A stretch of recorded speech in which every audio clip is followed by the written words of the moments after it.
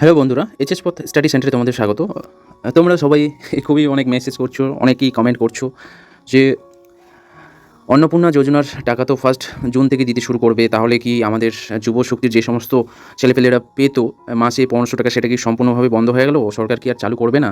এটা নিয়ে বিভিন্ন অনেক ফ্রেন্ডস, অনেক ভিউয়ার্স কমেন্ট করছে। তো সেটা নিয়েই আজকে আলোচনা করব। দেখো, আগে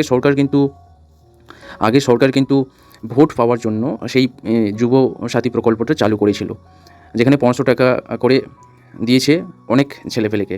টোটাল কিন্তু অ্যাপ্লিকেশন যদি বলা হয় ৯০ লক্ষর মতো হয়েছিল। তার মধ্যে মোটামুটি ৩০-৩৫ হাজার ছেলেপেলে যুবসাথীর টাকা পেত। মান্থলি ৫০০ টাকা ২ মাস মতো পেয়েছে। বাকি তারপর কিন্তু এই মাসে সম্পূর্ণ বন্ধ। তো এখন যে নতুন সরকার এসে, বিজেপি সরকার, শুভেন্দু অধিকারী বর্তমানে মুখ্যমন্ত্রী হয়েছেন। তো আমাদের সবার মনে একটা প্রশ্ন জাগছে।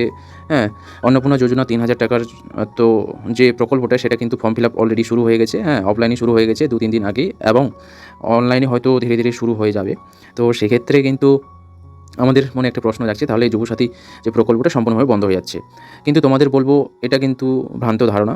সরকার যেহেতু যেহেতু সংকল্পপত্রে যুবসাথী যুবশক্তি প্রকল্পের জন্য ৩,০০০ টাকা করে দেবে বলে বলেছে, সেটা কিন্তু ধীরে ধীরে চালু করবে। যেহেতু এখন লক্ষ্মীর ভাণ্ডারের বদলে অন্নপূর্ণা যোজনা চালু করছে, তার জন্য এই প্রকল্পটা হয়তো কন্টিনিউস চলবে অ্যাপ্লাই, এবং যতক্ষণ না এটা কমপ্লিট হচ্ছে ততক্ষণ হয়তো যুবসাথীর প্রকল্পটা চালু হয়তো করবে না, এমনই কিন্তু আভাস পাওয়া যাচ্ছে।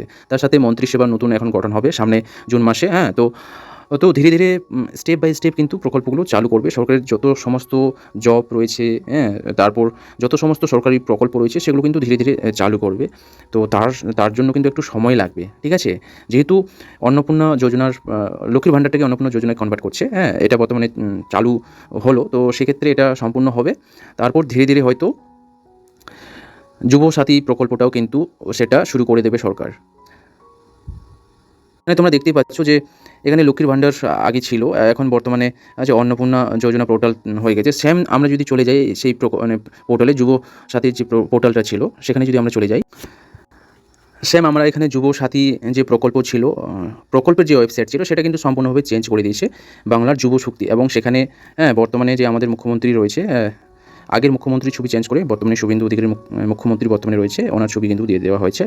সাথে এখানে বাংলার যুব শক্তি বলে নামটা চেঞ্জ করে দেওয়া হয়েছে। তো তোমরা অবশ্যই বুঝতেই পারছো যে ধীরে ধীরে কিন্তু সব কিছু হবে।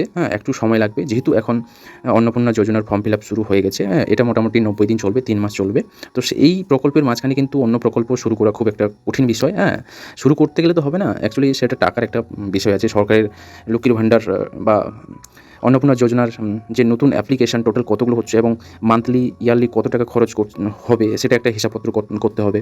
তার সাথে এটা করার পর যদি সরকারের মনে হয় যে হ্যাঁ এখন করা যেতে পারে, তখন কিন্তু যুবশক্তি যে সংকল্পপত্রে বিজেপি যেটা আশ্বাস দিয়েছিল, সেটা কিন্তু ধীরে ধীরে শুরু করবে। তো আমার মনে হয় মিনিমাম 2 থেকে 3-4 মাস পর হয়তো যুব সাথীর যে প্রকল্পটা, সেটা কিন্তু শুরু হবে। তো সেটাই মানে দেখার রয়েছে। আর তার আগে যদি শুরু হয়ে যায়, তাহলে তো কোনো ব্যাপার না। আমাদের পক্ষে খুবই ভালো।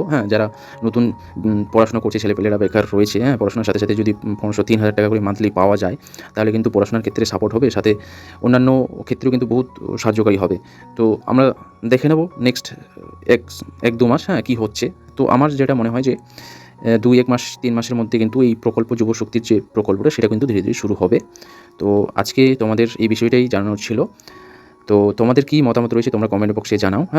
তোমাদের কমেন্ট দেখবো আমি, কি তোমরা কমেন্ট করছো। ওকে, তোমাদের কী মতামত রয়েছে। তো আজকের ভিডিওতে এখানেই। থ্যাংক ইউ সবাইকে।